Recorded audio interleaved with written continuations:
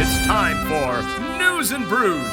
Because packaging makes a huge impact in our everyday lives, we need smart solutions to design challenges. That's why we have Westpac correspondent Andrew Crow.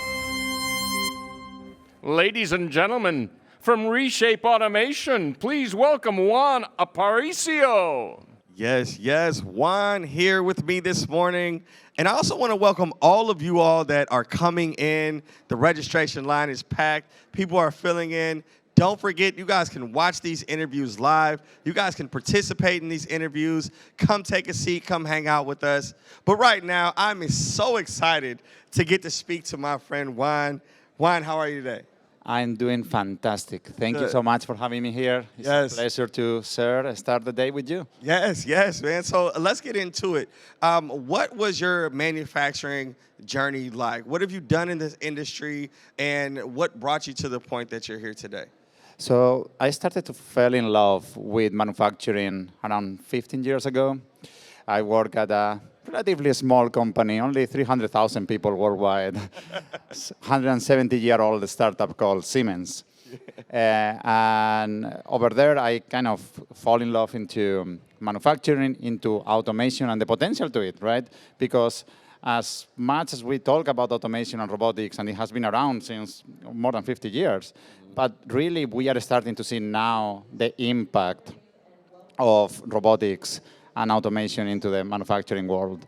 So I spent 10 years there. It was a fantastic journey. I had the luck to lead an amazing team and do all sorts of crazy applications. Besides the classic manufacturing ones, sewing uniforms for the army with robots in Puerto Rico, 3D printing structures that go to space with robots, putting flames in robots for drill bits, for an oil and gas company. So an amazing opportunity to do all these kind of exotic applications with robotics. Then I decided, okay, let's give it a try to the startup world and see how it goes. So I was advising startups coming from UC Berkeley at the Skydeck Accelerator, and decided, okay, I'm working with the startups, but not at the startups. So I had the luck to jump into and lead products for a company called Ready Robotics, amazing company out of Ohio, also solving the fragmentation that is inherent on this industry. There's so many robot companies out there, and we still program them with calculators that look, or teach pendants that look like calculators from the 80s. So after that, I joined Rapid Robotics in San Francisco, also as their VP of product, deploying dozens of robots all over the US, making it very easy as a robot as a service. And then, I don't know, this summer I got bitten by this founder bug or something. Hanging out at the startups too much? Yeah, and I said, okay, now I'm gonna be the crazy founder. Yeah. And decided, okay, we need to make the jump with my co-founder Carlos Vanegas. And it's time to make a holistic approach to solve this problem. And that's how we founded Reshape Automation. So that's my journey. Yeah, so let's break it down a little bit. So being at Siemens gave you the opportunity to really dive into multiple applications with automation and robotics. And then, being in the startup world, you got to see, from the ground up, how these companies were coming. So with your vast experience and with the different places that you've been and the different applications that you were able to work with, what were you seeing on the field? Why were we so apprehensive as manufacturers to adapt this technology? Like you said, it's not new. We talk about automation and robotics like it's new, but this has been around for a long time. What were you seeing? What was the problem that you guys said, oh no, we've got to put something together to address this? And that's a very good question. Like, there are two numbers that are always in our mind. And one of them is 800,000 open job recs right now in manufacturing in this country. And on the other side, only 30,000 robots. That was a 30% decrease. Let's pause there. 800,000 on one side. Open jobs on one side. On the other side, 30,000 robots. 30,000 robots. Not even a drop in the bucket. Not even a drop in the bucket. So what is going on, right? Because robots could. I mean, if you walk the shop floor, they're amazing companies. The robots can do palletizing. They can do packing and offline, welding, inspection, all sorts of applications. It sounds like a lot of the jobs that we as people don't really want to do anymore. Yeah. Yeah. And robots automate tasks, Yeah. not jobs, really, right? So there is a big potential in manufacturing to automate up to 80% of tasks. So what is holding us back? Well, on the other side, 98.6%, another, just I'm throwing data here, another important number for us, 98.6% of all manufacturers are small and medium enterprise. Right. Right? Yep. These are companies that traditionally are very heavy on human labor, and they don't have the resources like big automotive have. And there is a big risk for them to adopt new technologies because As the mom and pop shops. mom and pop shops, and even the multi-million-dollar, but they're fighting right now to keep the doors open, to keep operations, and they have been doing the same way over and over again. So there is Really this making inertia. Yeah. Now, I think we have to also recognize that automation, it doesn't fit for every task. There are tasks that don't have ROI, right? But that's also what going back to the problem that we saw, is a lot of these manufacturers don't even know where to start, Yes. right? Who do I call? Right. And do I need to change my processes? Who is going to maintain this? Who do I call if I have a problem down the line? What if my product changes, right? My business is changing around me. Automation seems like a fixed CapEx commitment. Is it really? Or do I have some flexibility? Is it going to cost me millions of dollars on one side, right? Every time that I go to a manufacturer, it's, oh, I think a robot costs 5K, or this costs millions of dollars. Yeah. But in reality, it's something in the middle. It's much more affordable. It's much more affordable. Yes. And the problem that we were seeing, why we founded Reshape, was that every single manufacturer that we visit in all parts of the US had the same problem. Is I'm running at 70% capacity. I cannot find workers. And what is worse is I cannot grow. So I think automation leads not, right now also is linked to existence, but also to growth. Yes. Right? It is something that with enough ROI, it's going to start printing money after you recover the investment. It's going to help you attract more talent. It's going to help you increase the quality. So there are many advantages. You just need the right partner to start your journey. And to show you the difference between the cost versus the value. And I think that that's one of the things that we've got to understand when it comes to automating and digitizing your shops and stepping into this next industrial revolution that we're amongst, right? And you talked about something that was important. We talked about the 800,000 versus the 30,000 robots that are entering, right?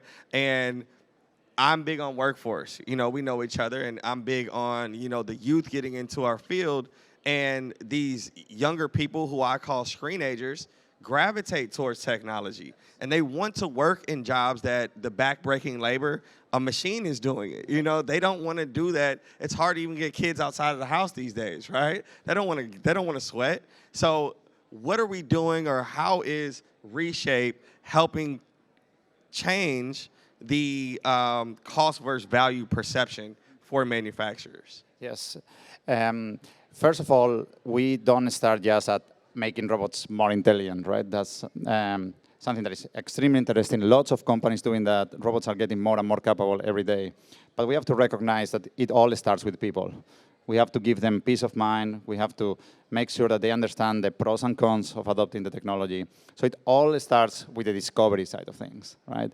Being able to discover what applications make sense to automate, what is the low-hanging fruit.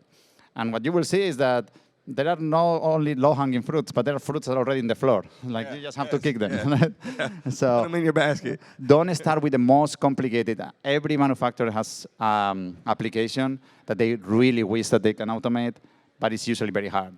Yes. So when we go there to visit their factories, it is, or through our platform, they can discover that probably that one can be done next, but let's start with the easy one. Let's start to feed a machine, right? A pad printer or an injection molding machine. Or let's start with the palletizing. You have guys breaking literally their bags, putting huge boxes on piles that go above your head. Let's start moving that talent to tasks that are more meaningful, that are also intellectually more rewarding.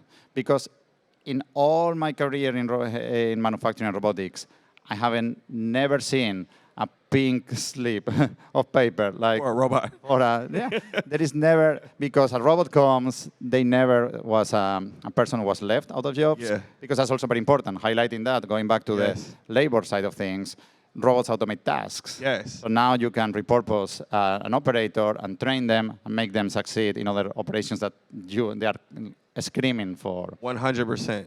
So let's talk about automation and Reshape specifically, because there is so much. If you go into the automation hall, like your mind will be blown, and every day there's more. And a lot of times when people consult with an automation expert or applications engineer, and they come into their shop, a lot of these terms can really fly right over your head, and then you feel like you're just drowning in technical terms when, as a machinist, you just really want to have a regular conversation. How is Reshape helping people do that? Yeah, and we recognize exactly that. There is some kind of analysis paralysis in this industry. When I have so many options in front of me, it's very difficult to decide, okay, which brand is the best for me? And when I talk with the vendor, I know that they have a hammer, and they're just looking for nails. Yes. So they are seeing me as a nail that, that I can sell me my specific brand, and that's normal, right? Because that's very vertically integrated, and that's the tooling that they have. And what you also said is very important, right? This personal touch and personalized information. I may have a different needs being a plant manager that has never automated in my factory versus a controls engineer that I'm just looking for a component because this is going to be part of a system that I am designing and I have the expertise. Now, 1 year ago, it would have been different. It would have been very difficult to found a company like Reshape because we will have to scale the human part of our business, the pre-sales, the sales engineers, send them to every factory in the country and do these kind of conversations in real life. And that doesn't scale.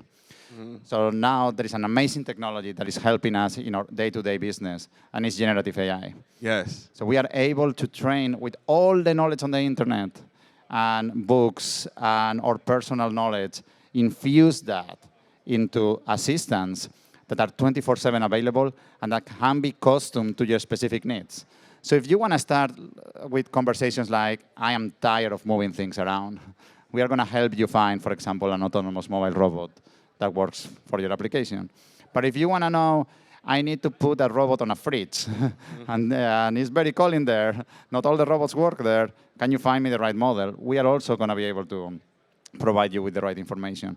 So I can log on Reshape. Yeah. I can have a conversation with an AI and just say, hey, I've got this process that all of my employees, it hurts their backs, help me pack these boxes. Or I've got a cold storage room, I need something to go put something in there. And this will give me not only suggestions, but I can view this in real time in my shop. You can view it in augmented reality in your shop, see, oh, this is not as big as I thought, right? And even more important than the information that we provide is the questions that we ask back. Because a lot of times you don't even know what to ask. Yes. But we have trained our systems to ask the right questions. So at the end of the day, we are sure that if we deliver something to you, this is going to work. And there is also a review part of this. It's not just an AI taking 100% of the job. There's also the advantage of how do we use artificial intelligence. We are also reviewing and make sure that whatever we propose is something that will work for you with the right ROI. And you can buy it right there. Yeah. So it's not only the AI kind of new wave of technology that is making an impact into manufacturing through Reshape. It's also things that have been present in other industries for years, like e-commerce. I want to buy something online, right? The new generations, they don't want to have to make 1,000 calls. They don't even like to have calls, phone calls. Phone at all, yeah, Exactly. it's a text, right. I want to have a text, I want to go online, I want to compare products, I'm going to make a decision. And then when I am ready, yes, I may have a person, I will be okay that the person calls me, or I do a text with them, right? We have to adapt to the new way of purchasing, and that's also true for the automation world. 100%. Well, that's unfortunately our time for today, but I want all of you all to hear more about how Reshape is reshaping the way we think about automation. They're making it easier for us to automate and to digitize, and we are ready for you all to start using it ASAP. Thank you, Reshape. Thank you, Juan. Shout out to Carlos, your partners out there as well. And check us out for our next segment on News and Brews. Thank you very much.